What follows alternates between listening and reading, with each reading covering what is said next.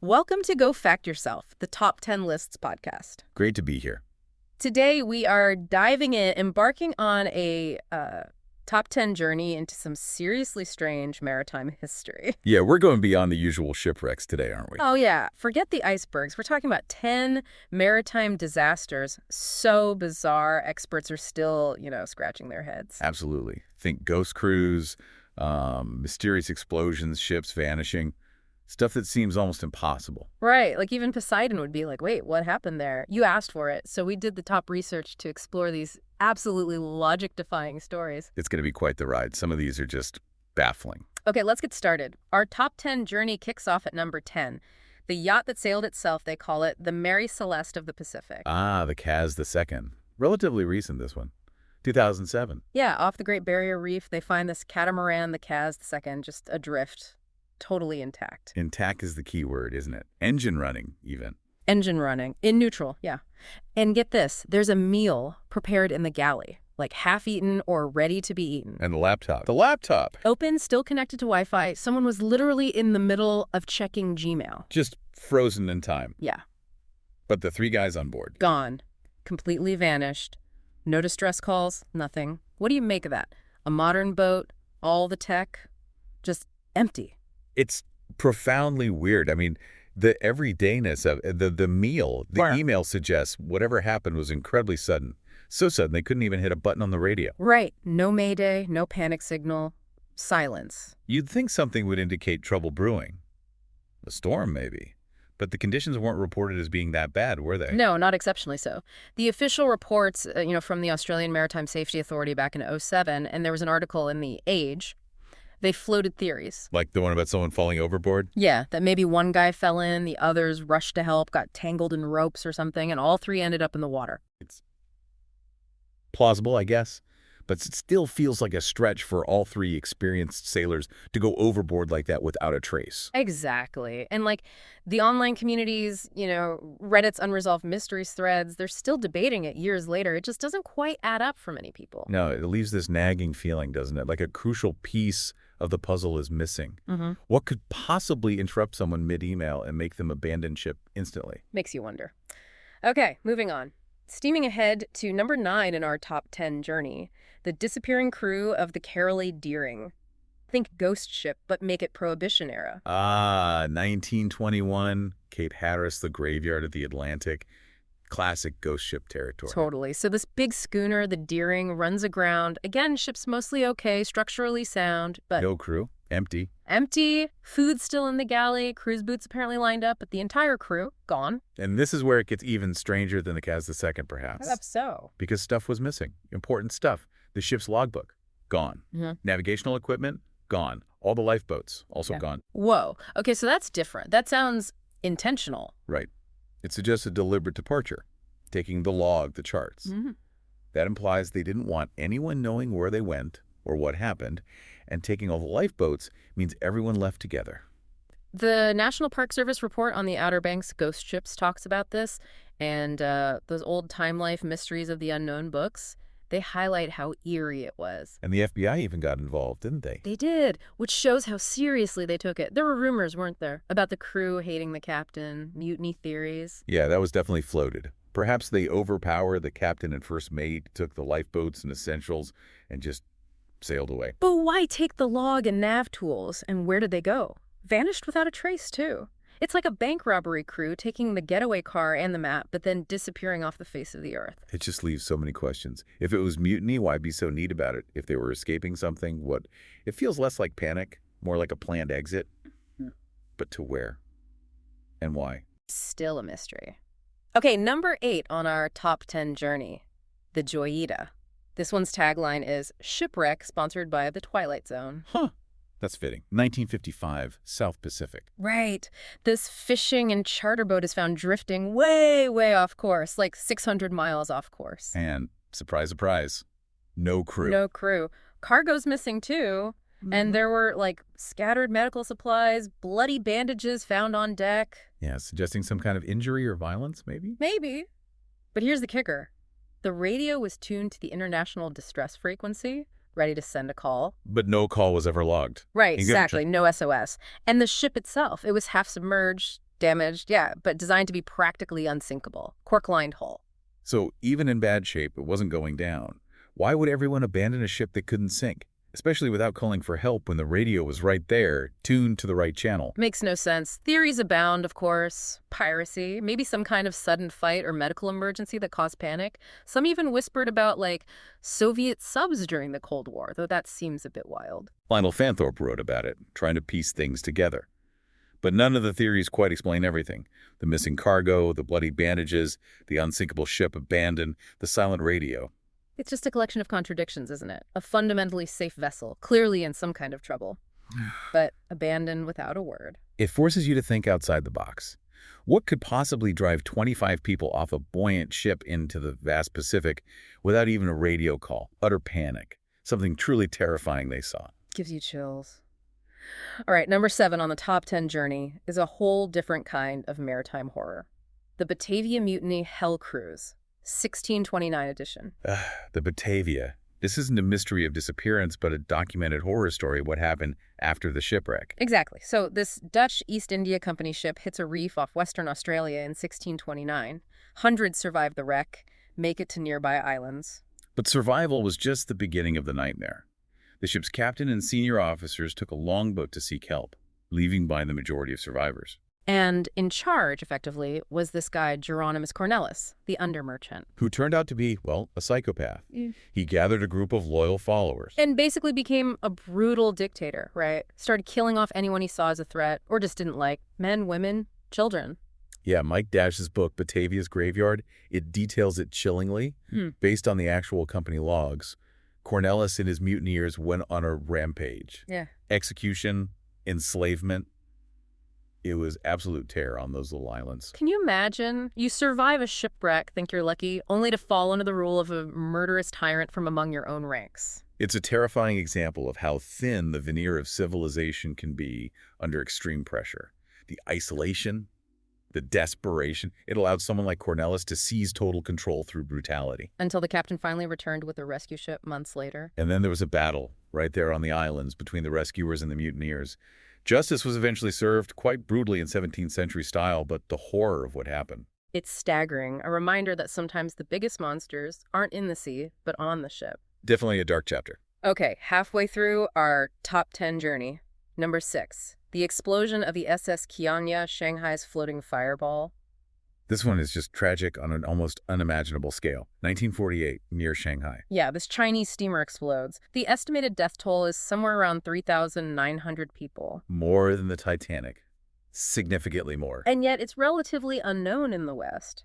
And the cause, still officially undetermined. Which is baffling for a disaster of this magnitude right in a major harbor. Totally. Speculation includes hitting an old Japanese mine left over from World War II. Plausible given the time and location. Or sabotage, maybe related to the ongoing Chinese Civil War? Also possible. Things were chaotic then, or maybe some kind of internal explosion, undeclared cargo perhaps. The problem is, solid information is scarce. Chinese government records from the era are limited or inaccessible. Some British consulate reports mention it, but there's no definitive investigation conclusion widely available. So thousands die in this massive fireball, and we just don't know why for sure. Pretty much. It's a huge loss of life that remains shrouded in the fog of history and politics. How does an explosion that big happen without a clear cause being established? It really highlights how historical context, political instability, lack of transparency, it can swallow the truth of even enormous tragedies.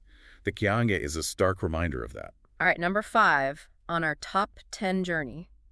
The MV Derbyshire, the Titanic of bulk carriers that vanished like a ghost. This was a massive ship, the largest British vessel ever lost at sea at the time, 1980. Vanished during Typhoon Orchid in the Pacific. Took 44 souls with her. And just like some others we've mentioned, no distress call, nothing. Yeah, just sailed into the storm and disappeared off the map. Minimal debris found initially. It was like it was swallowed whole. Took 20 years to even find the wreck, didn't it? Deep down on the seabed. 20 years. And when they finally did, using remotely operated vehicles and intensive investigation, they found it had broken apart.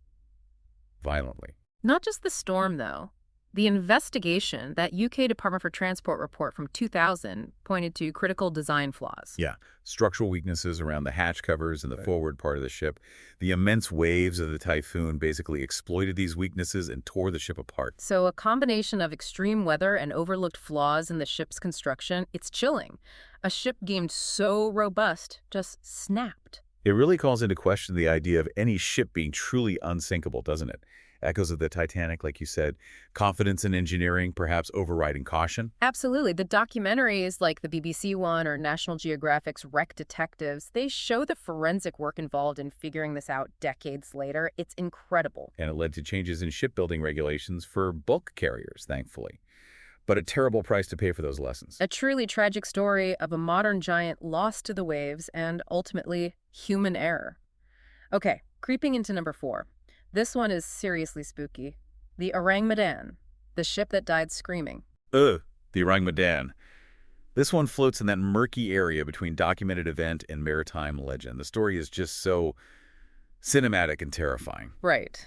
The tale goes, 1947, distress calls are picked up from a Dutch freighter, the Orang Medan, somewhere in the Strait of Malacca. And the messages are fragmented, increasingly frantic. Something about the captain and all officers being dead.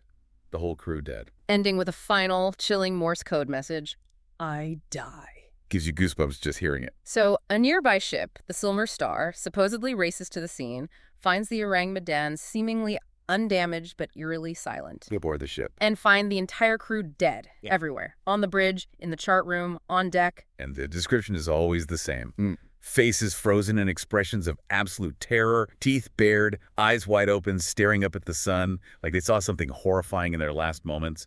Even the ship's dog was found dead, snarling at something. Just pure nightmare fuel, but it gets weirder. The explosion? Yeah. The rescue crew decides to tow the ship, but then smoke starts pouring from the hold. They barely get clear before the Orang Medan explodes violently and sinks, taking its secrets and the bodies with it. Never found again. Now, the documentation for this is shaky, isn't it? That U.S. Coast Guard report is often cited but sometimes questioned.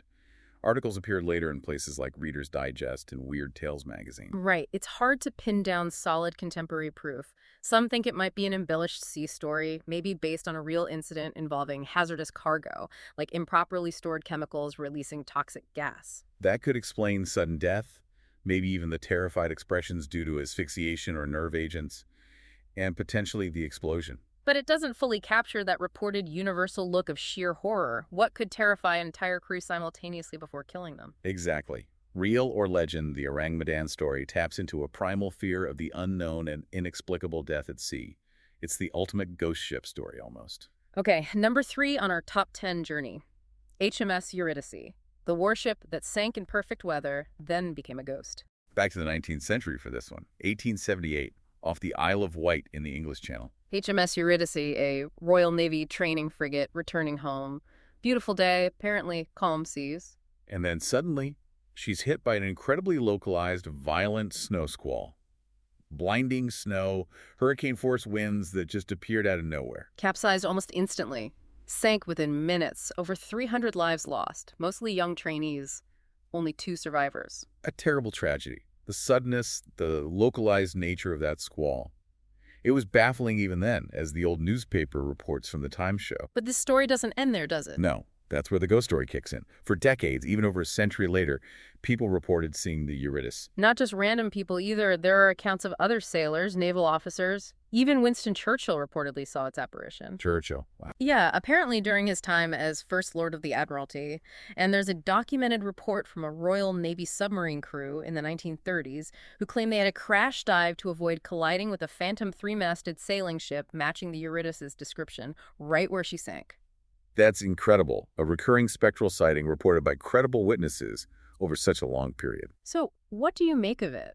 A ship lost in bizarrely sudden weather, then becoming a persistent ghost. Is it mass hallucination, a trick of the light, or something else? It's fascinating. The sinking itself is perhaps explainable by rare meteorological phenomena, a microburst or sudden squall line. But the enduring ghost sightings, that pushes into different territory. Whether it's psychological imprints of tragedy, folklore, or something truly paranormal, the Eurydice has certainly earned its ghostly reputation. All right, nearing the top.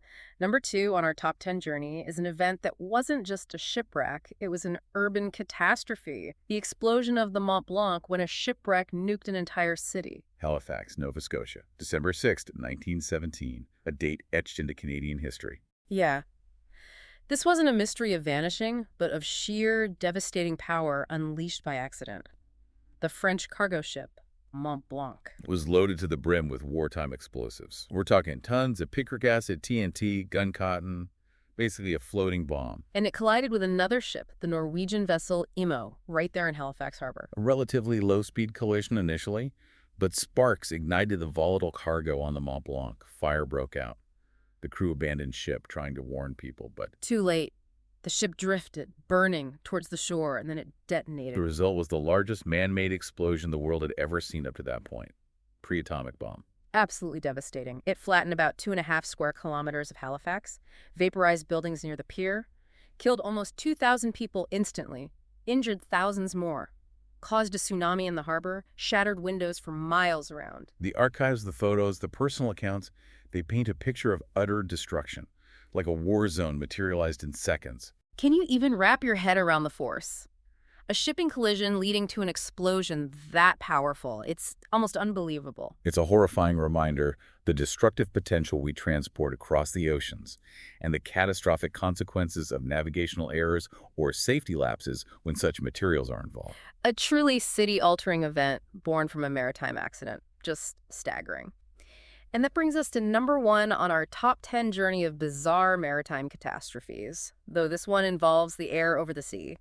The vanishing of Flight 19, the Bermuda Triangle's favorite snack? Arguably the most famous mystery associated with the Bermuda Triangle, December 1945. 5 U.S. Navy Avenger torpedo bombers take off from Florida for a routine training exercise over the Atlantic. Flight 19. Experienced flight leader, but the other pilots were trainees. Standard navigation exercise. Should have been straightforward. But then the radio transmissions started getting weird, confused. The flight leader reported his compasses were malfunctioning, he was unsure of his position, thought he might be over the Florida Keys, but wasn't sure, disoriented. Other pilots sounded confused too. Weather started deteriorating. They were flying further out to sea, it seems, instead of back towards land. Radio contact became intermittent, then faded completely. 5 planes, 14 men, gone. And then, the search and rescue effort kicks off immediately.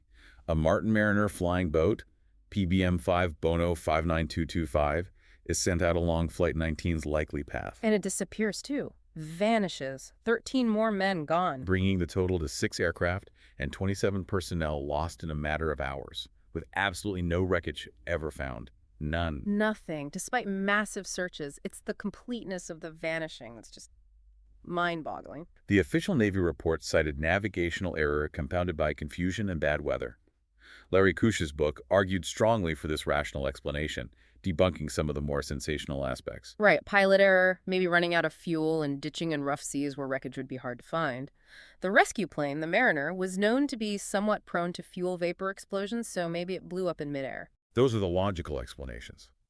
But the utter lack of any debris, any oil slick, any bodies from 6 aircraft, in an area that, while vast, was heavily searched, that keeps the mystery alive, doesn't it? It absolutely does. What is it about that? The total void of evidence that keeps Flight 19 and the Bermuda Triangle lodged so firmly in our collective imagination. I think it taps into that fear of the unknown, the vastness of the ocean, the idea that things can simply cease to exist without explanation. Even with all our technology, the sea and the sky can still swallow things whole, leaving only questions.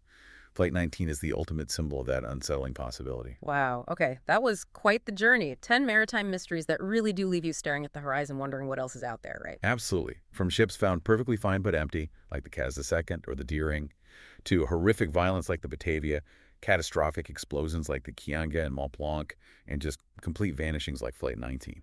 The ocean holds some deep, dark, and seriously weird secrets. It really does. We've sailed through these baffling tales thanks to the top research you inspired us to dig into. It's clear that even with modern tech, some things just defy easy answers. Which story sticks with you the most after running through them? Oh man, that's tough. I think the Orang Medan, the ship that died screaming, that mental image is hard to shake. Or maybe the Joyita leaving an unsinkable ship. How about you? For me, it might be the Carolee Deering, the deliberate nature of taking the logs and lifeboats. It feels like a story with a resolution we just haven't found yet. It implies human agency in a way some of the others don't necessarily. Good point. So many unanswered questions. What other maritime mysteries make you stop and think, make you want to say, go fact yourself, keep exploring, keep asking questions? Definitely. Because the ocean's not giving up all its secrets anytime soon. You got that right. Perhaps next time on Go Fact Yourself, the Top 10 Lists podcast, we'll tackle another set of strange tales from the depths, or maybe somewhere else entirely. Thanks for joining us on this Top 10 journey.